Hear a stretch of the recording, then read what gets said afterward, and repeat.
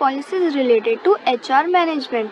पिछली वीडियो में हमने एचआर मैनेजमेंट समझ लिया था और फंक्शंस हमने एचआर मैनेजर के समझ लिए थे। अब हम समझने वाले हैं पॉलिसीज़ क्या होती है एचआर मैनेजमेंट की। तो पहली पॉलिसी हमारी होती है एम्प्लॉयमेंट कॉन्ट्रैक्ट। अब एम्प्लॉयमेंट कॉन्ट्रैक्ट से हम क्या समझते हैं, एक कॉन्ट्रैक्ट पर किसके बीच में, एम्प्लॉय और एम्प्लॉयर के बीच में।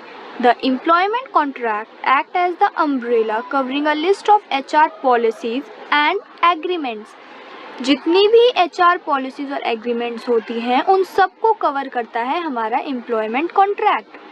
As per India's employment law, it is essential to file proper documentations of the employees. Factory की तरफ से समझे तो एचआर पॉलिसीज और एग्रीमेंट्स उस कॉन्ट्रैक्ट में सारे डिफाइन होने चाहिए कि हमारे एम्प्लॉय को कितनी सैलरी मिलेगी, क्या उसको सर्विसेज मिलेगी।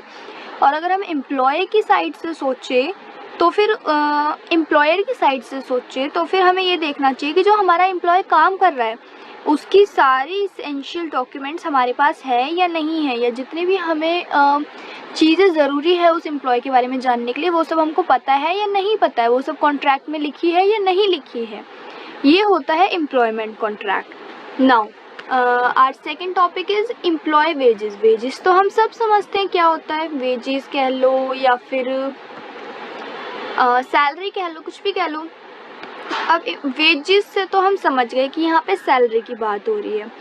अब employee payroll is one of the significant aspect of employee management. अब ये हम सबको समझ में आता है कि ऑब्वियसली हम सब किस लिए काम कर रहे हैं, पैसों के लिए। तो जो एम्प्लॉय का पेरोल है वो सबसे ज़्यादा इम्पॉर्टेंट एक फैक्टर होता है किसी भी जॉब में। The job of the HR department of the company is to manage the employee payroll effectively. जो एचआर मैनेजर का काम क्या है अब इसमें, जो चलो हम समझ गए जॉब के लिए पैसे ज़रूरी है, पैसों के लिए जॉब ज़रूरी है, लेकिन बीच में एचआर कहाँ से आ गया ये।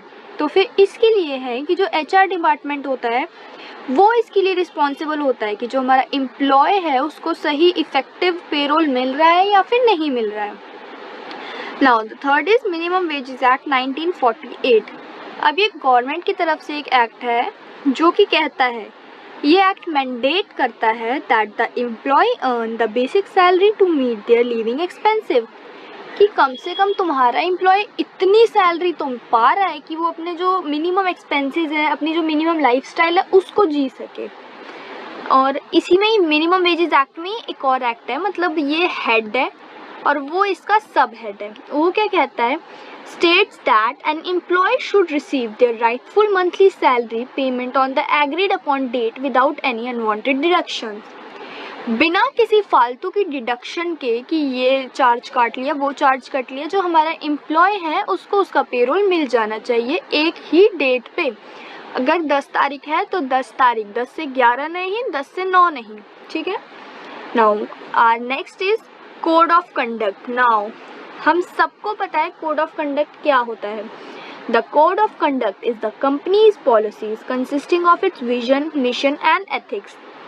जो किसी भी कंपनी का कोड ऑफ कंडक्ट होता है ना, वो कंपनी की विजन यानी लॉन्ग टर्म उसका क्या वो देखती है, क्या ऑब्जेक्टिव है, मिशन यानी अभी वो क्या कर रही है, और एथिक्स जिसमें पूरे लिखे हुए होते हैं उसको कहते हैं हम कोड ऑफ कंडक्ट।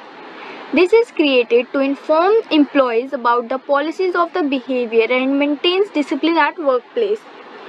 ये क्यों बनता है, ये इसीलिए बनता है ताकि हम एम्प्लॉयज़ को बता सके कि उनका बिहेवियर कैसा रहना चाहिए हमारी ऑर्गेनाइजेशन के अंदर, और हमारे ऑर्गेनाइजेशन के अंदर डिसिप्लिन बना रहे, इसीलिए भी कोड ऑफ कंडक्ट बनता है। Now fifth is leave policy.